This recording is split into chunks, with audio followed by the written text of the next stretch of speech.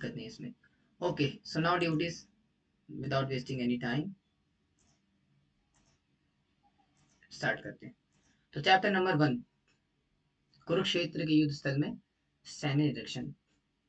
यानी कि कुरुक्षेत्र की भूमि में जो महाभारत का युद्ध होने वाला है, उससे पहले कुछ घटनाएं होती है, कुछ इंसिडेंट्स होते हैं महाभारत के युद्ध से पहले। अब वो बड़े ही इंटरेस्टिंग इंसिडेंट्स हैं। क्यों है इंटरेस्टिंग? क्योंकि उसी के बेसिस पे आपका पूरा का पूरा भगवत गीता का प्राकट्य होता है। यानी कि आपकी पूरी भगवत गीता जो प्रकट हुई संसार के अंदर भगवान श्री कृष्ण के माध्यम से ना, एवं परंपरा प्राप्तम एवं राजर्षि विदु सा काले नाम है युग नष्टा परंतपा। यानी कि वो जो भगवत गीता है संसार के अंदर, जिसका पुनः प्राकट्य हुआ है संसार के अंदर, वो कैसे होता है? महाभारत के युद्ध के दौरान। और महाभारत के युद्ध के दौरान कुछ ऐसी घटनाएं होती हैं, कुछ ऐसे इंसिडेंट्स होते हैं, जिस इंसिडेंट्स के वजह से भगवत गीता का प्राकट्य होता है। अब वो इंसिडेंट्स क्या है? आप बोलेंगे प्रभु जी व्हाट आर दोज इंसिडेंट्स? तो इंसिडेंट्स क्या है उसकी चर्चा आज हम करेंगे। ठीक है, ओके। तो सबसे पहले द ओपनिंग सीन, धृतराष्ट्र का सबसे बड़ा सवाल। अब जैसा कि मैंने आपको बताया कि महाभारत के युद्ध में भगवत गीता बोली जाने वाली है और महाभारत का युद्ध होने वाला है। और हम सब जानते हैं भगवत गीता महाभारत का ही पार्ट है ना? तो महाभारत के अंदर जब सारी सेना कौरव और पांडव कुरुक्षेत्र की भूमि के अंदर एकत्रित है लड़ने के लिए, युद्ध करने के लिए, तो ऐसे माहौल के अंदर सेटिंग हो रही है सीन की। तो उस माहौल के अंदर सबसे पहला वर्ष जो भगवत गीता का बोला जाता है वो धृतराष्ट्र के द्वारा बोला जाता है। आपको ये बात पता होगी, है ना? और धृतराष्ट्र सबसे पहला वर्ष बोलते हैं। और क्या बोलते हैं? धृतराष्ट्र वाचा, है ना, कि धर्म क्षेत्रे कुरुक्षेत्रे संवेतायुत्सवा मामका पांडवाश्चैव किम अकुर्वत संजय। है ना? तो क्या बोलते हैं कि मेरे और पांडु के पुत्रों ने वहां क्या किया। यानी कि संजय से पूछ रहे हैं, हे संजय, कुरुक्षेत्र की युद्ध भूमि जो कि धर्म की भूमि है, वहां पर युद्ध की इच्छा से एकत्रित हुए मेरे तथा पांडु के पुत्रों के बीच में क्या हुआ। यानी कि संजय, सॉरी, धृतराष्ट्र अपने सेवक संजय से पूछते हैं कि हे संजय, कृपया करके आप बताइए कि जो कुरुक्षेत्र की भूमि में जो युद्ध होने वाला है अभी थोड़े समय बाद वो मेरे पुत्र और पांडु के पुत्रों के बीच में होने वाला है। तो कृपया करके आप मुझे बताइए कि दोनों सेनाओं के बीच में क्या हो रहा है, what is going on their, है ना? और वही यहाँ पे भी आ रहा है। लोकेशन क्या बोली वर्ष के अंदर कि कहाँ पे महाभारत युद्ध होने वाला है? कुरुक्षेत्र, जिसे धर्म का मैदान और पवित्र तीर्थ स्थान कहा गया है ना? अगर आप शास्त्र पढ़ेंगे तो शास्त्रों के अंदर कुरुक्षेत्र को तीर्थ स्थान बताया गया है, बहुत ही धर्म धर्म के क्षेत्र बताया गया। तो धृतराष्ट्र कह रहे हैं कि कहाँ पर महाभारत युद्ध होने वाला है? धर्म क्षेत्र के अंदर, जो कि कुरुक्षेत्र है। स्थिति कैसी है वहां पे?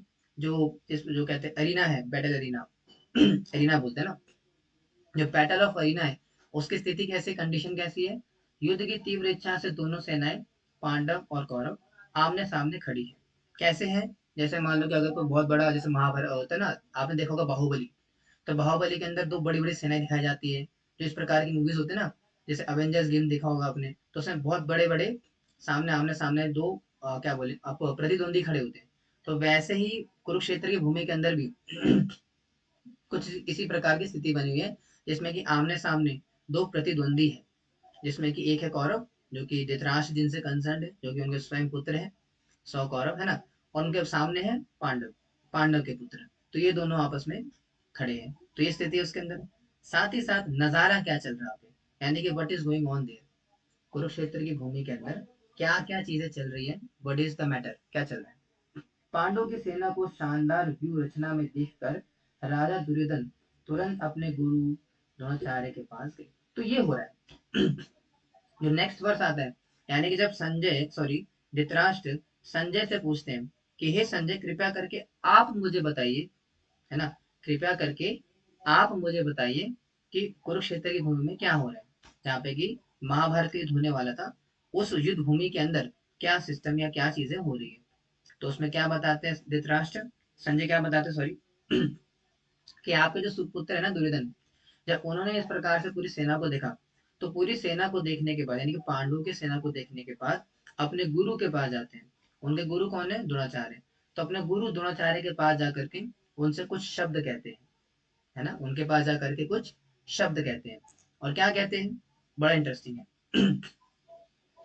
कि पांडव रॉकवर्ड विरोधी टीम के महाबली सुपरस्टार। तो क्या करते हैं, अपने अपने सुपरस्टार को गिनाते हैं, यानी कि हमारी मेरी सेना के अंदर कौन कौन से महारथी हैं उनके बारे में बताते हैं, उनकी चर्चा करते हैं कि कौन कौन से महारथी सामने वाली पार्टी के अंदर है और कौन कौन है। द मास्टरमाइंड, द्रुपद के बुद्धिमान पुत्र द्वारा रची गई पांडव सेना की अभिनय व्यू रचना है ना। द्रुपद पुत्रेण धीमता ऐसे करके वर्ष आता है जिसमें बोलते हैं अपने गुरु द्रोणाचार्य के पास जाकर के बोलते हैं कि देखो आप देखिए गुरु द्रोणाचार्य, सामने जो हमारी सेना खड़ी है ना पांडव, ये पांडव की सेना की जो व्यू रचना है द्रुपद पुत्रेण, उसको किसने सजा रखा है, द्रुपद के बेटे ने सजा के रखा हुआ है ना। यानी कि सामने जो लड़ने वाली है टीम, उसके आपके दुश्मन के बेटे, अब द्रुपद क्या है, उनके दुश्मन है अब कैसे है, आप सबने महाभारत के अंदर देखा होगा, उसकी चर्चा नहीं करेंगे तो लंबा काफी काफी ज्यादा लंबा हो जाएगा, लेकिन आपने सुना होगा। तो क्या कहते हैं कि द्रुपद पुत्रेण, यानी कि द्रुपद के बेटे ने, यानी कि आपके दुश्मन के बेटे ने क्या करा है, सामने जो व्यू रचना दिख रही है ना आपको, जो पांडव की सेना है, उस पांडवों की सेना को तैनात करके रखा हुआ है। आ रही बात समझ में और आगे क्या हो रहा है, आगे हो रहा है हैवीवेट चैंपियन यानी कि भीम और अर्जुन के टक्कर के शूरवीर युधान, विराट और महारथी द्रुपद। और क्या बोल रहे हैं कि कौन कौन है वहां पे हमारी सेना के अंदर, हमारी सेना देखो, ये तो बताया कि उनकी रचना कैसे कैसे कौन कौन से उनके अंदर है, लेकिन हमारी सेना के अंदर भी, सॉरी उल्टा बोल दिया, तो बाद में आएगा। उनकी सेना में कौन कौन है भीम और अर्जुन के बराबर युधान, विराट, भारती, द्रुपद, तो ये सारे उनकी सेना के अंदर है ना। ये सारे कौन है उनकी सेना, पांडव की सेना, इन सारे महारथियों से मिलकर के बनी है, इन सारे महारथियों के अंदर अंतर्गत उनकी पूरी सेना आती है। और कौन कौन है, द फ्रंट लाइन हीरोज, अब उसके अंदर कुछ फ्रंट लाइन हीरोज भी है जो कि उसकी सेना के प्रमुख लोग हैं। कौन कौन है, दृष्टकेतु, चेकितान, काशीराज, पुरोजित, कुंती भोज और महान वीर शौर्य। तो ये सारे कौन है, पांडव की सेना के अंदर आते हैं, है ना। और साथ ही साथ द एलीट रथ योद्धा, और कौन है, पराक्रमी युद्धमान युद्धामन्यु, वीर उत्तमोजा, सुभद्रा के पुत्र द्रौपदी के पुत्र, ये सभी महारथी हैं और ये सभी लोग कौन है, पांडव की सेना में तैनात है, जो कि महाभारत के युद्ध से पहले जो है तैनात है महाभारत को करने के लिए। कौन बता रहे हैं, दुर्योधन बता रहे हैं अपने गुरु द्रोणाचार्य को, और ये बात बता रहे हैं धृतराष्ट्र, सॉरी संजय धृतराष्ट्र को। देखो दो यहाँ पे स्टोरी चल रही है, पहली धृतराष्ट्र और संजय के बीच में, दूसरी द्रोणाचार्य और उनके गुरु, सॉरी उनके शिष्य कौन है, दुर्योधन के बीच में। यानी कि धृतराष्ट्र बता रहे हैं संजय को कि, सॉरी उल्टा बोल दिया, धृतराष्ट्र ने पूछा संजय से, तो संजय बता रहे हैं धृतराष्ट्र को, संजय बता रहे हैं धृतराष्ट्र को कि युद्ध भूमि में क्या चल रहा है, कि आपके जो सुपुत्र है दुर्योधन, वो द्रोणाचार्य के पास जाकर के ये सारी बातें बता रहे हैं, ठीक है। और आगे क्या हो रहा है, आगे हो रहा है कौरव ब्रिगेड, दुर्योधन के अनबीटेबल कैप्टन तो जब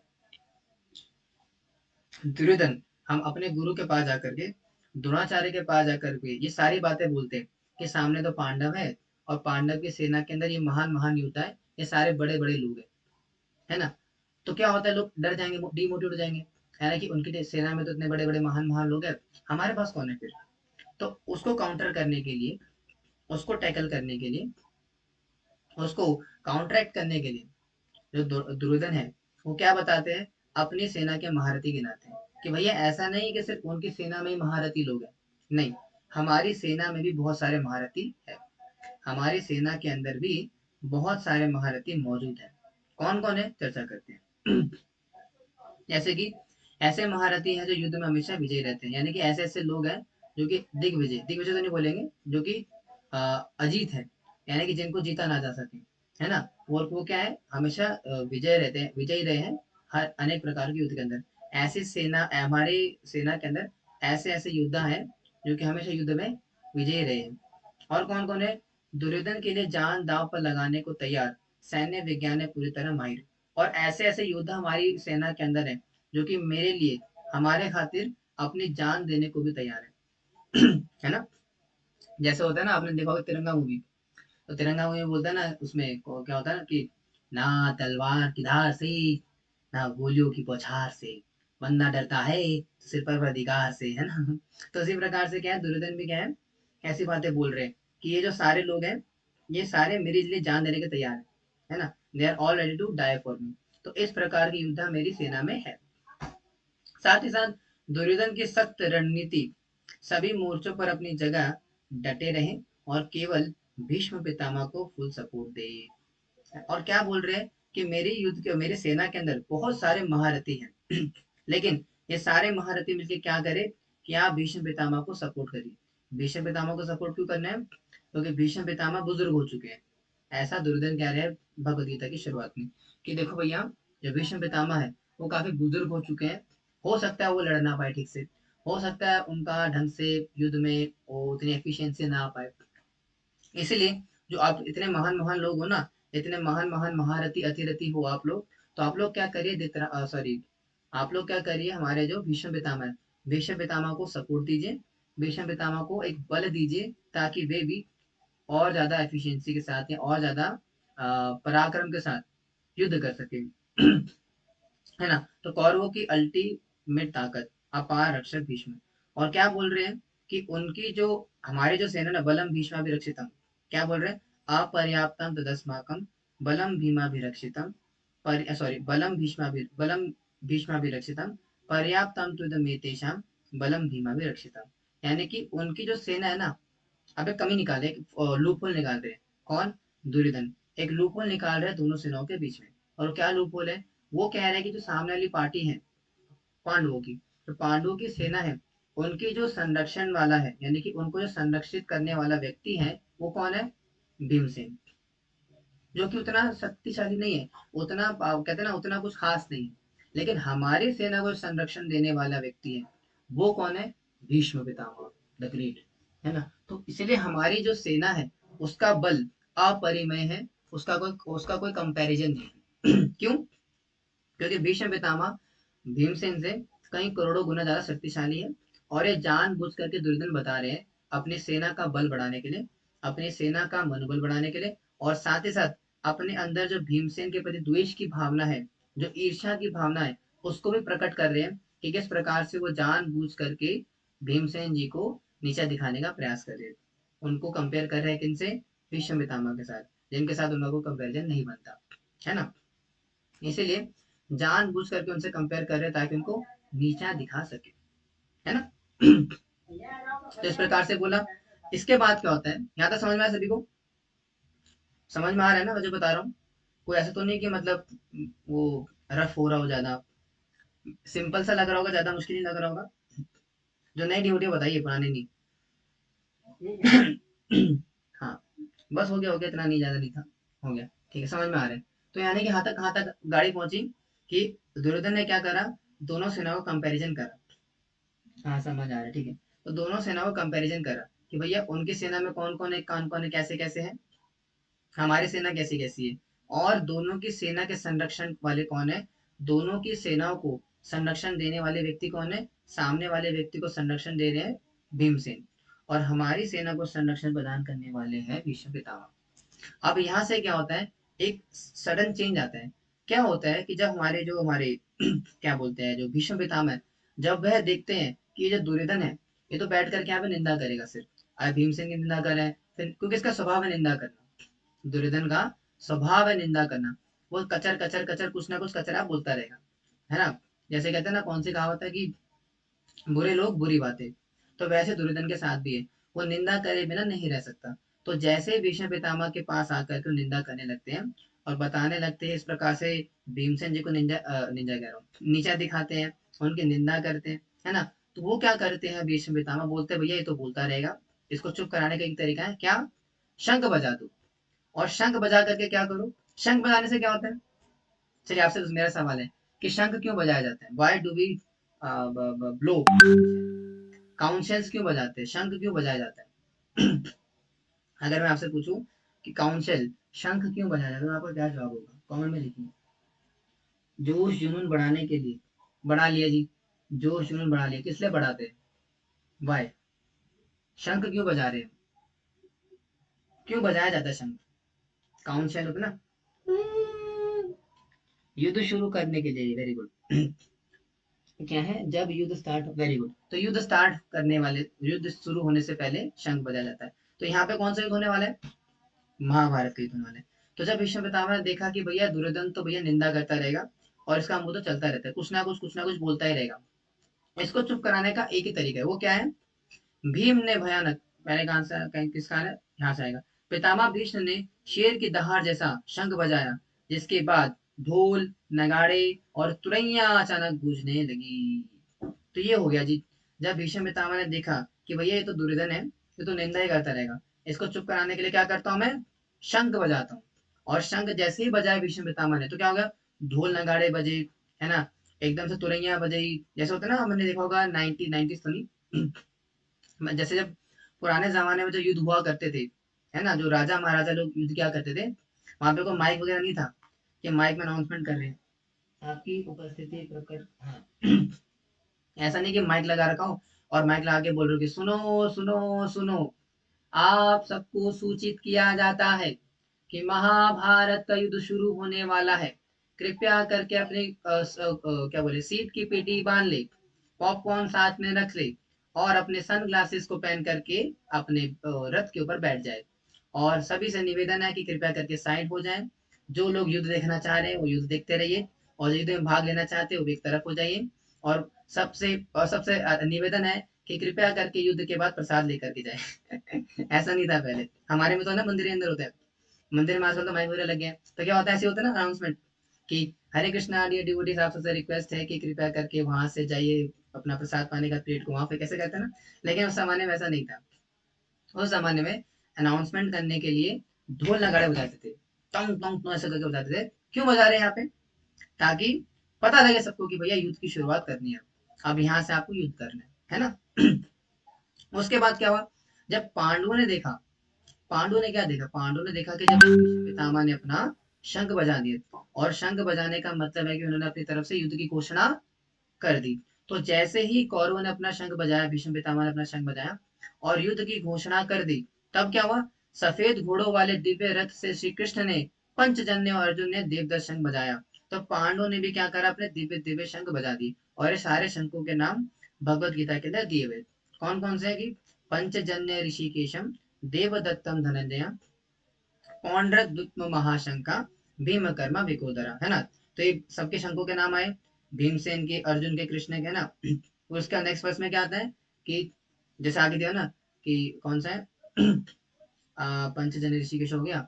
उसका नेक्स्ट वर्स आता है कि कुंती पुत्र युधिष्ठिरा, है ना, मणि सुघोषा मणि पुष्पक का, उससे पहले किसका है? इनका क्या है युधिष्ठिर का? हाँ, अनंत विजयम राजन कुंती पुत्र युधिष्ठिरा, नकुलः सहदेवश्च सुघोषा मणिपुष्पका। तो सारे उनके शंखों के नाम आते हैं, है ना, कि भीम ने भयानक पौंड्र, युधिष्ठिर ने अंत अनंत विजय, और नकुल सहदेव ने सुघोष और मणिपुष्पक शंख फूके। फूके लिखा है, पता नहीं यहाँ पे बजाय होना चाहिए। है ना। तो जब शंखों की शुरुआत होगी, गर्जना हो रही है, सारे अपने शंख बजा रहे हैं, तो शंख बजाने के साथ साथ पांडव ने भी अपने शंख बजाना शुरू किया, और सबके शंखों के नाम भी आ रहे हैं। फिर एंड में क्या होता है? इस गगन भेदी शोर ने धरती और आकाश को गुंजा दिया, सॉरी, और धृतराष्ट्र के पुत्रों के हृदय को फाड़ दिया, है ना। क्यों फाड़ दिया? क्यों उनके हृदय से विदीन हो गए? क्यों? क्योंकि जब इस जैसे ना, जब धर्म की वो होती है, जब धर्म का बोलबाला होता है, जब धर्म का क्या बोलेंगे कि नगाड़ा बजते हैं, तो अधर्म का थर थर कांपते हैं। जैसे कहते हैं ना, अमिताभ बच्चन की बहुत पहले मूवी आई थी, कौन सी आई थी कि भागा भागा, यानी आया आया तूफान, भागा भागा शैतान, है ना। कौन सी मूवी थी? तूफान मूवी थी, है ना। तो वैसे ही कुछ यहाँ पर भी है कि जैसे ही धर्म की आंधी आती है तो अधर्म बह जाता है। इसीलिए जब पांडवों ने अपने शंखों को बजाया, पांडवों ने अपने दिव्य शंखों को बजाया, तो कौरवों के हृदय कैसे हो गए? विदीन हो गए, डर के मारे कांपने लगे। क्यों? क्योंकि अधर्म का साथ दे रहे हो, है ना। फिर जब पता चल गया प्रभु जी कि अच्छा, रथ जो है, मतलब युद्ध होने वाला है, महाभारत का युद्ध शुरू होने वाला है, तो ठीक है प्रभु जी, अगर जब ने सबने अपने शंख बजा दिए, कौरव ने बजा दिए और पांडवों ने बजा दिए, तो भैया युद्ध शुरू कर देते ना फिर। लड़ाई झगड़ा करो, मारधाड़ करो, घर जाओ अपना। तो भैया भगवत गीता कैसे आ सकती है फिर? भगवत गीता का प्राकट्य कैसे हुआ फिर? जब शंखु की गर्जना हो गई, है ना, शंख बज गए, और सबने क्या बोला, लड़ने के लिए तैयार हो गए। फिर जब लड़ने के लिए तैयार हो गए थे, तो लड़ लेना चाहिए था फिर। तो ऐसा क्या हुआ व्हाट हैपेंड इन बिटवीन, जिस वजह से गीता प्रकट हुई, गीता जी प्रकट हुई, भगवत्ता प्रकट हुई, तो उसका कारण क्या है, यहाँ पर आता है। That is the turning point जो कि महाभारत को शिफ्ट करता है भगवत गीता की ओर। और टर्निंग पॉइंट क्या है, ये है।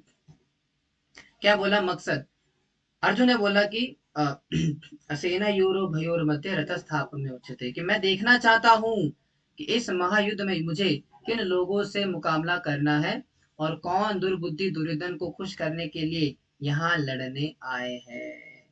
तो ये समस्या पड़ी यहाँ पे। अरे भैया जब गर्जना हो गई, ढोल नगाड़े बज गए, शंख बजा दिया आपने, तो जाके लड़ लो ना।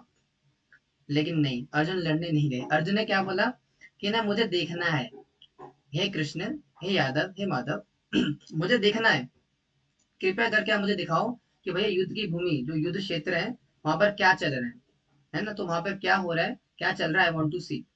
और वही है, अब जब उन्होंने बोला कि मुझे देखना है कि युद्ध युद्ध के क्षेत्र के अंदर क्या क्या चल रहा है, तो युद्ध में जब जाने की बात आती है तो रथ का चर्चा आती है, कि जो अर्जुन का रथ है उसमें क्या क्या चीजें आती है, कि हनुमान जी के चिन्ह वाले ध्वज वाले रथ पर सवार अर्जुन ने अपना धनुष उठाया और तीर चलाने के लिए तैयार हुए, है ना। तो क्या हुआ, उस रथ के ऊपर बैठ गए जो कि हनुमान जी से इंगित था। आप सबको पता होना चाहिए कि महाभारत के युद्ध के अंदर जिस रथ के ऊपर अर्जुन बैठे थे, उसके ऊपर जो ध्वजा लहरा रही थी, जो झंडा था, झंडे के ऊपर हनुमान जी बैठे हुए थे। ये बात आप सबको पता ही होगी, आपने सीरियल्स के अंदर देखा होगा, नहीं तो आपने बता देंगे भी आपको बाद में, फोर्सेस में कथा आती है।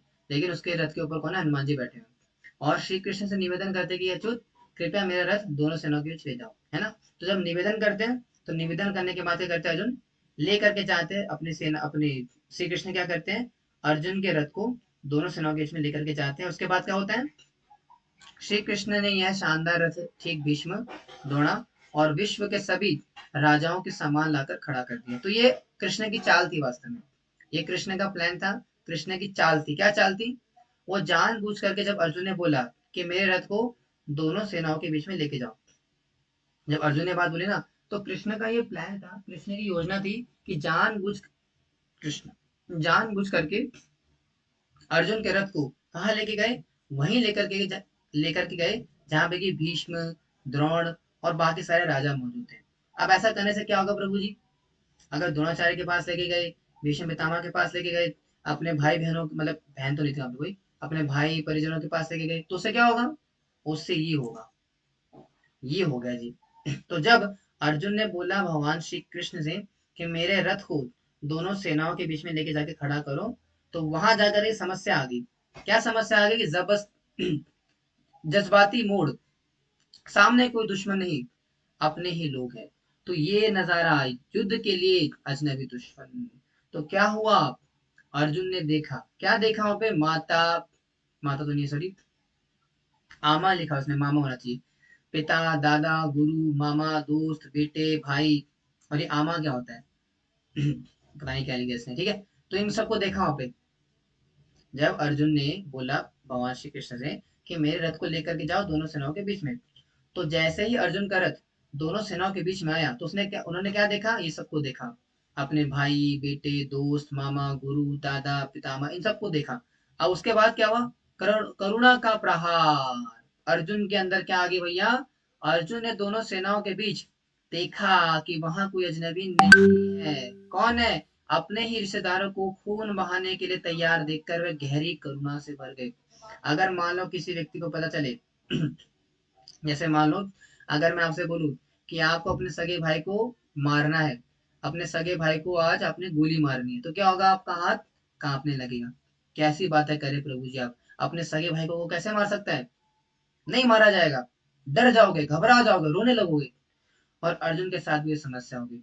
अर्जुन ने जब बोला भगवान श्री कृष्ण से कि मेरे रथ को दोनों सेनाओं के बीच में लेके जा के खड़ा करो, क्यों, क्योंकि मैं देखना चाह रहा हूँ कि भैया कौन आया मुझसे लड़ने के लिए, कौन आया है युद्ध में लड़ने के लिए। और जैसे ही अर्जुन, भगवान बहुत समझदार है, भगवान बड़े तेज है, इसमें बहुत चालाक है। भगवान ने क्या करा, जानबूझ करके अर्जुन के रथ को भीष्म, द्रोण, उनके जो भाई बंधु हैं, उनके बीच में लाके खड़ा कर दिया। और जैसे ही अर्जुन के सामने उनके सारे रिलेटिव्स, दादा, परदादा, पिता, आत्मा, जो भी ये सब है, ये सारे उनके सामने आए, तो क्या हो गया, करुणा से भर गए, रोने लगे, करुणा से इतने से व्याप्त हो गए कि क्या बोला, महायुद्ध का सारा जोश अचानक गहरे और सुन्न कर देने वाले शोक में बदल गया। तो इतना जोश से भरे हुए थे अर्जुन कि मैं आज युद्ध करूंगा, आज लड़ूंगा, आज कुछ तूफानी करते हैं, आज कुछ तूफानी करते हैं, है ना, होता ना अंदर से। तो जोश था अर्जुन के अंदर कि आज कुछ तूफानी करना है। जैसे ही वो तूफानी करने का जोश आया, भगवान ने क्या करा, अपने उनके रथ को लेकर खड़ा कर दिया। भैया भीष्म पितामह द्रोणाचार्य, है ना, जितने भी उनके भाई बंधु थे, उनके बीच में लाके खड़ा कर दिया। जैसे ही खड़ा कर दिया तो अर्जुन का सारा जोश ठंडा हो गया। और क्या हो गया उसके बाद, एक के बाद एक समस्या शुरू हुई। क्या हो गया, नर्वस ब्रेक नर्वस ब्रेकडाउन लिखा इसने यहाँ पे, बहुत बढ़िया। नर्वस ब्रेकडाउन हो गया, कांपते हाथ और खिसकाता गांडीव। गांडीव क्या है, अर्जुन का धनुष, अर्जुन के धनुष का नाम है गांडीव। तो जैसे ही अपने आंखों के सामने अपने दोस्त यार मित्रों को देखा तो क्या हो गया, दिमाग और दृष्टि में क्या अंतर हुआ कि मैं अब यहाँ खड़ा, सॉरी 28 पहले पढ़ेंगे। तो क्या क्या उनके साथ, मुंह में पूरी तरह सूख गया, है ना, उनका मुंह क्या हो गया, सूख गया। जैसा अभी मेरा ही मुंह सूख गया बोलते बोलते, लेकिन मेरा मुंह सूखा है बोलते बोलते। अर्जुन का मुंह सूखा है क्यों, डर के मारे कांप रहे अर्जुन। और कैसा हो रहा है, शरीर के अंग बुरी तरह कांप रहे हैं, शरीर के अंग कांप रहे, थरथरा रहे अर्जुन। वो अर्जुन जो कि शिव जी से युद्ध करते थे, वो अर्जुन जो कि जग विजय है, सॉरी जगत को जीतने वाले हैं, आज वो थर थर कांप रहे हैं। उनका शरीर के अंग कांप रहे हैं, अपने परिजनों को देख करके अपने आंखों के सामने उनके अंग कांप रहे हैं। और क्या हो रहा है, रोंगटे खड़े हो गए और त्वचा जल रही है, रोंगटे खड़े हो रहे अर्जुन के, गूज बम्स आ रहे होने, त्वचा जल रही है। Oh my God. और क्या हो रहा है, महान धनुष गांडीव हाथों से फिसल रहा है। भगवान से बोल रहे कि हे कृष्ण, हे गोविंद, हे माधव, मेरे हाथ से मेरा गांडीव धनुष, वो धनुष जो बड़े बड़े महारथियों को पानी पिला दे, वो धनुष जिससे मैंने ना जाने कितने कितने महान महान काम करे, अपने स्वर्ग लोक में अपने पिताजी के पास जाकर के, जिससे मैंने इतने ही राक्षसों का, असुरों, कितना ही कितनों का वध करा, आज वही धनुष मेरे हाथ से सरक रहा है। और दिमाग और दृष्टि पे कैसा असर पड़ रहा है मेरी, कि मैं अब यहाँ खड़ा नहीं रह सकता, मेरा दिमाग चकरा रहा है। हे केशव, मुझे केवल अमंगल और विपरीत लक्षण ही दिखाई दे रहे हैं, बहुत बुरी हालत है। यानी कि अब मुझसे तो खड़ा भी नहीं हुआ जा रहा, इतनी बुरी हालत हो गई मेरी, इतना हैरान परेशान और इतना ज्यादा मैं इतना शोकाकुल हो चुका हूँ कि अब यहाँ पे एक क्षण भी मैं खड़ा नहीं हो सकता हूँ।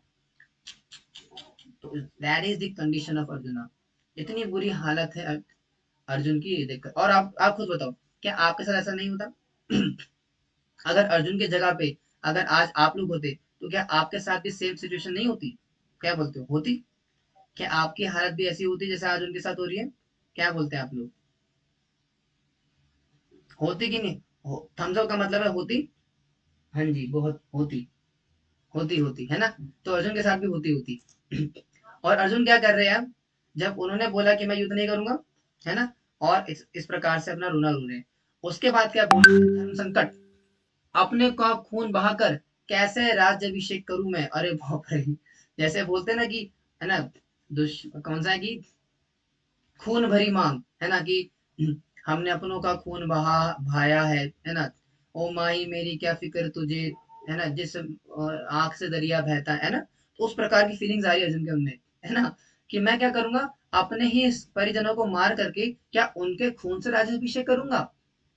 तो इस प्रकार से क्या कर रहे हैं, अलग अलग आर्गुमेंट्स पेश करे भगवान के आगे युद्ध ना करने के। क्या बोल रहे हैं कि हे कृष्ण, मैं युद्ध में विजय विजय राज्य या सुख की कोई कामना नहीं करता, भले ही मुझे त्रिलोकी का राज्य मिल जाए, मैं पृथ्वी के लिए उन्हें नहीं मारना चाहता। यानी कि अर्जुन कह रहे हैं, प्रभु आप तो सिर्फ ये हसीनापुर की बात कर रहे हो, ये सब इन सब की बात कर रहे हो, अगर तो मुझे 3 लोगों का साम्राज्य मिल जाएगा ना, स्वर्ग लोक, पाताल लोक, पृथ्वी लोक, 3 लोगों का अगर मुझे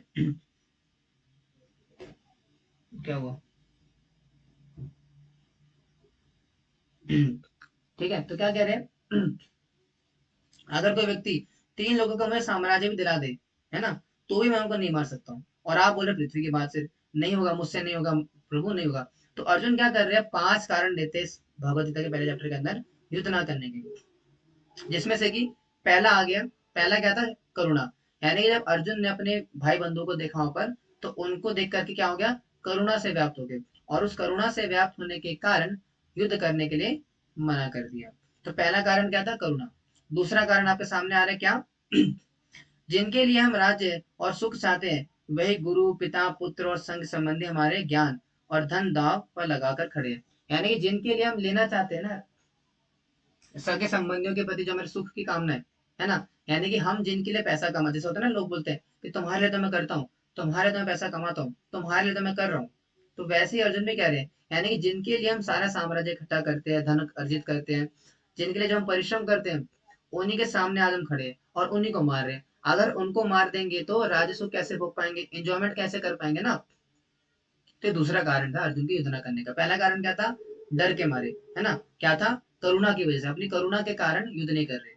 दूसरा कारण क्या बताया यहाँ पे? कि राज्य का सुख ना भोग पाना, है ना, अपने परिजनों के साथ, अपने सुख सगे संबंधी के साथ आनंद का भोग ना कर पाना, सुख ना ले पाना। दूसरा कारण। तीसरा कारण क्या है? पाप का डर, है ना। इन आतताइयों को मारने से हमें केवल भारी पाप ही लगेगा। अपनों को मारकर हम कैसे सुख में रह सकते हैं माधव। यानी कि बोल रहे प्रभु पाप, यानी कि इतने सारे क्षत्रियों को मार देंगे तो शास्त्र के हिसाब से तो पाप लग जाएगा ना, मैं लोगों को मार करके हत्या करने से। तो अर्जुन कह रहे हैं कि इतने सारे क्षत्रियों को मारने से तो पाप लग जाएगा। तो तीसरा कारण बता रहे हैं युद्ध न करने का। पहला कारण क्या है? करुणा। तो जब अर्जुन ने देखा अपने सारे सगे संबंधी को अपने सामने, तो क्या हो गया? करुणा से व्याप्त हो गए, और करुणा से व्याप्त होने की वजह से युद्ध करने के लिए मना कर दिया। पहला कारण। दूसरा कारण क्या था? कि राज सुख ना भोग पाना, अपने सगे संबंधी के साथ एंजॉय ना कर पाना। अगर सारे अपने रिश्तेदारों को मार देंगे, रिलेटिव्स को मार देंगे, तो क्या होगा? एंजॉय नहीं कर पाएंगे। तो एंजॉयमेंट ना कर पाना, ये दूसरा कारण है। तीसरा कारण क्या बोला? पाप का डर। यानी कि अगर सामने वाले लोगों को मार देंगे, अगर इतने सारे क्षत्रियों को मारेंगे, तो हमें क्या लगेगा? पाप लगे। तो ये तीन कारण आ गए। अब दो और बचे हैं, जिसमें कि चौथा आपके सामने आ रहा है। चौथा कारण बड़ा इंटरेस्टिंग, थोड़ा ट्रिकी है, समझेंगे इसको। क्या बोलते हैं? कि विनाश का dominant effect, domino effect, domino effect बोल रहे हैं यहाँ पे। क्या बोल रहे हैं? युद्ध से नरक तक का सफर। अब कैसे अर्जुन बता रहे चौथा कारण कि हमें क्यों नहीं युद्ध करना चाहिए। पहला बोला, कुल का नाश। यानी कि अर्जुन कह रहे हैं, अर्जुन कह रहे हैं कि प्रभु, अगर हम इतने सारे क्षत्रियों को मार देंगे तो क्या होगा? युद्ध में परिवार के नष्ट होने से सनातन पारिवारिक परंपरा हमेशा के लिए खत्म हो जाती है। यानी कि पुरुष, मेल, मेल क्या करते हैं? परंपरा को आगे बढ़ाते हैं, है ना। सोसाइटी के अंदर जो मेल्स होते हैं, जो पुरुष होते हैं, जो आदमी होता है, जो मर्द होता है, जो, है ना, जो आदमी होते हैं, जो मनुष्य होते हैं, पुरुष होते हैं, पुरुष क्या करते हैं? फैमिली लिनेज को आगे बढ़ाते हैं, है ना, डायनेस्टी को आगे कंटिन्यू करते हैं। तो अर्जुन का क्वेश्चन है, अर्जुन का एक वो क्या बोलते हैं, क्वेरी है, कि अगर हम इतने सारे क्षत्रियों को मार देंगे, अगर हम इतने सारे पुरुषों को मारेंगे, तो क्या होगा? कुल का नाश हो जाएगा। क्यों? क्योंकि आगे बच्चे नहीं आ पाएंगे, बच्चे आगे जो इनहेरिटेंस है ना, इनहेरिटेंस, आगे जो प्रोजनी है, वो प्रोजनी नहीं आ पाएगी, है ना। और अगर प्रोजनी नहीं आ पाई, यानी कि अगर जब पुरुष मर जाएंगे, तो आगे जो बच्चे नहीं हो पाएंगे, आगे संतान नहीं आ पाएगी, तो उससे क्या होगा? अधर्म का प्रसार फैलेगा। यानी कि जब समाज के अंदर पुरुष नहीं होंगे, उससे क्या होगा? परंपरा टूटने से पूरे परिवार से धर्म फैल जाता है और कुल की स्त्रियां दूषित हो जाती है। प्रदूषण कुल स्त्रियां। यानी कि जब सारे क्षत्रिय मारे जाएंगे, सारे पुरुष, सोसाइटी के जितने मेल्स हैं, अगर सारे सोसाइटी के मेल्स, पुरुष मारे जाएंगे, तो क्या होगा? स्त्रियों की रक्षा करने के लिए कोई होगा नहीं। Nobody will be there to protect women. और जैसे ही स्त्रियों की रक्षा ना करने के लिए कोई पुरुष नहीं रहेगा, क्योंकि सारे क्षत्रिय तो मार देना हमने, इतने सारे क्षत्रियों का वध कर दिया, तो क्षत्रिय क्या करते हैं? स्त्रियों की रक्षा करते हैं। अब जब इतने सारे क्षत्रियों का हम नाश कर देंगे, इतने सारे क्षत्रियों को मार देंगे, तो स्त्रियों की रक्षा करने के लिए क्षत्रिय नहीं होंगे। इस वजह से क्या होगा? जो सोसाइटी के थर्ड क्लास मैन है ना, जो कैरेक्टरलेस और जो लोफर किस्म के लोग हैं, आदमी है, पुरुष है, वो क्या करेंगे? स्त्रियों को दूषित करेंगे, है ना, उनके साथ उनका बहिष्कार करेंगे, है ना, बहिष्कार नहीं बोलूंगा, क्या बोलते हैं उनका मतलब, उनके साथ उनकी स्त्री का हरण करेंगे, उनका बलात्कार करेंगे, है ना, जो भी उनके साथ एक्टिविटी करेंगे डायरेक्टली, उनको दूषित करेंगे। उससे क्या होगा? तीसरा, वर्ण संकर आ जाएगा, है ना। महिलाओं के पतन से अवांछित संतानें पैदा होती है। यानी कि जब स्त्रियों की रक्षा करने के लिए क्षत्रिय नहीं रहेंगे सोसाइटी के अंदर, तो उससे क्या होगा? एक क्या बोलेंगे, स्त्रियों की रक्षा करने के लिए कोई जब नहीं होगा, तो जितने भी सोसाइटी के थर्ड क्लास मैन है, जो कि कैरेक्टरलेस है, तो लफंडर लोग है, वो क्या करेंगे? स्त्रियों को शोषण करेंगे। और उस शोषण से क्या होगा? स्त्रियां दूषित हो जाएंगी। और उस दूषित स्त्रियां जब हो जाएंगी, उससे क्या होगा? ऐसी संतानें आएंगी, वर्ण संकर वाली, यानी कि ऐसी संतानें आएंगी जो कि उत्पात मचाएगी समाज के अंदर। इसीलिए तीसरा कारण, तीसरा क्या लेवल है इसका? वर्ण संकर। यानी कि वर्ण संकर आ जाएगा स्त्रियों के दूषित होने से। और जब वर्ण संकर आ जाएगा, यानी कि ऐसी संतानें इस दुनिया के अंदर आ जाएगी जो कि समाज के अंदर उत्पात मचाएगी, तो उससे क्या होगा, नरक की प्राप्ति होगी। नरक की प्राप्ति क्यों होगी, क्योंकि ऐसे संतान की वृद्धि से पितरों का जल और अन्न मिलान बंद हो जाता है, जिससे वे गिर जाते हैं और कुल घातक के नरक में जल मिलता है। यानी कि जब ऐसी संतान उत्पन्न होंगी जो कि वर्णशंकर वाली होगी, वो क्या करेंगी, अपने पितरों का पिंडदान नहीं करेगी। पिंडदान कहते हैं ना पितरों का, हर साल नवरात्रि वगैरह के आसपास करते हैं। तो जब अपने पितरों का पिंडदान नहीं करेंगे, कौन, वर्णशंकर से उत्पन्न होने वाली संतानें, यानी कि वर्णशंकर जब आ जाएगा, ऐसी संतानें आ जाएंगी जो कि धर्म का पालन नहीं करेंगी, वो क्या करेंगी, अपने पितरों का पिंडदान नहीं करेगी। और अपने पितरों का पिंडदान ना करने की वजह से, अपने पितरों का अगर वो पिंडदान नहीं करेगी, तो ऐसे में क्या होता है, जो पितर हैं ऊपर से श्राप दे देंगे। और जैसे ही पितर ऊपर से श्राप देंगे, तो उससे क्या होगा, हमारी अस्त व्यवस्था आ जाएगी और हमें नरक की प्राप्ति होती है। और उससे क्या होगा, समाज का पतन हो जाएगा, है ना। इन दोषों के कारण सारी सामुदायिक योजनाएं और पारिवारिक कल्याण के काम हमेशा के लिए बर्बाद हो जाएंगे। यानी कि अगर अगर जो संतान ऐसे उत्पन्न हुई, वो क्या करेंगे, जब पितरों का पिंडदान नहीं करेंगे, तो पितर क्या करेंगे, ऊपर से श्राप दे देंगे। श्राप दे देंगे तो क्या होगा, समाज में असमानता फैलेगी, और वो नरक, जो जितने भी जो पूर्व जो बच्चे हैं जो कि अपने पितरों का पिंडदान नहीं करे, तो जब उन्होंने श्राप दे दिया, तो क्या होगा, नरक की प्राप्ति कंफर्म हो जाएगी। They will be guaranteed, they will be going to नरक, है ना। तो नरक जाना कंफर्म हो जाएगा। उससे क्या होगा, समाज का पतन हो जाएगा, चारों तरफ हाहाकार मच जाएगा, हुकार मच जाएगा। तो ये 5 फ्लो बताया अर्जुन ने। यानी कि अगर हम क्षत्रियो को मार देंगे, तो लास्ट में क्या होगा, कुल का नाश हो जाएगा। और ये कुल का नाश है चौथा कारण, और ये चौथा कारण ही 4 पार्ट में डिवाइड है। एक ही कारण है, अलग अलग नहीं है, एक ही कारण है, कुल का नाश। और कुल के नाश को ही 5 भाग में बांटा गया है। आया समझ में, ये चौथा कारण था अर्जुन का। आया ना समझ में। आगे बढ़ते हैं।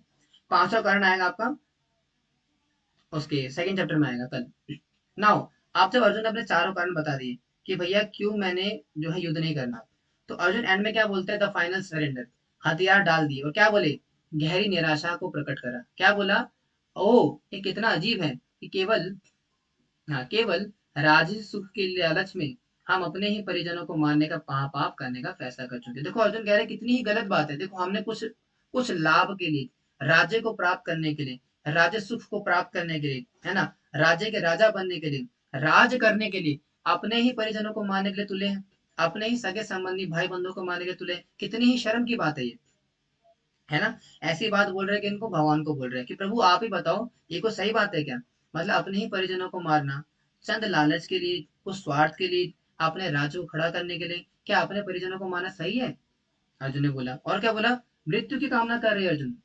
अंत में आकर के बोल रहे कि इससे तो अच्छा होगा कि धृतराष्ट्र के पुत्र मुझे निहत्था और बिना विरोध के युद्ध में मार दे। अरे बाप रे, कह रहे कृष्ण, आपने जो मुझे लेकर के आया ना लड़ने के लिए, भैया इतने सारे अपने सगे संबंधियों को मारने से, इतने सारे अमंगलता के कारण नजर आने के बाद भी युद्ध करने में, उससे अच्छा क्या है ना, धृतराष्ट्र के जो पुत्र है, दुर्योधन वगैरह, वो मुझे ऐसे ही मार दो आप।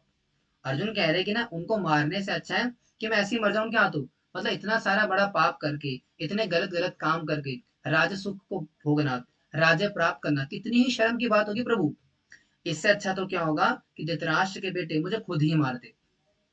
तो क्या बोल रहे अर्जुन, भगवान को बोल रहे हैं मृत्यु की कामना, कि मुझे मेरे प्रभु, मैं अब नहीं करूंगा, है ना, कि अर्जुन इससे अच्छा होगा कि धृतराष्ट्र के बेटे बेटे मुझे खुद मार दे। और क्या बोला अर्जुन एंड में, हथियार त्याग दिए। ऐसा कहकर शोक और दुख से व्यथित मन वाले अर्जुन ने युद्ध भूमि में अपना धनुष और बाण एक तरफ कर दिया और रथ पर बैठ गए। और अर्जुन ने क्या बोला कि प्रभु अब मुझसे नहीं होगा, मैं घर जा रहा हूँ, हम नहीं खेल रहे, है ना। मेरी तो, मैं आउट उस फील्ड से मैं डप्पा हो गया, यानी कि मैं नहीं लड़ने वाला आगे, मेरा आगे कोई वो नहीं है। मैंने आपको सब कुछ बता दिया, आपने सारे कारण बता दिए, पूरा एक्सप्लेनेशन दे दिया, पूरे प्रॉपर दार्शी की पूरी क्लास हो गई, है ना, कि भैया मैं युद्ध नहीं कर सकता हूँ। मैंने आपको सारे कारण बता दिए, इसलिए मैं क्या कर रहा हूँ, अपने रथ के ऊपर बैठ रहा हूँ, ठीक है, और हम नहीं खेल रहे, हमसे हमसे तो ना हो पा रहा, तो मेरा तो हो गया डन। हरे कृष्ण।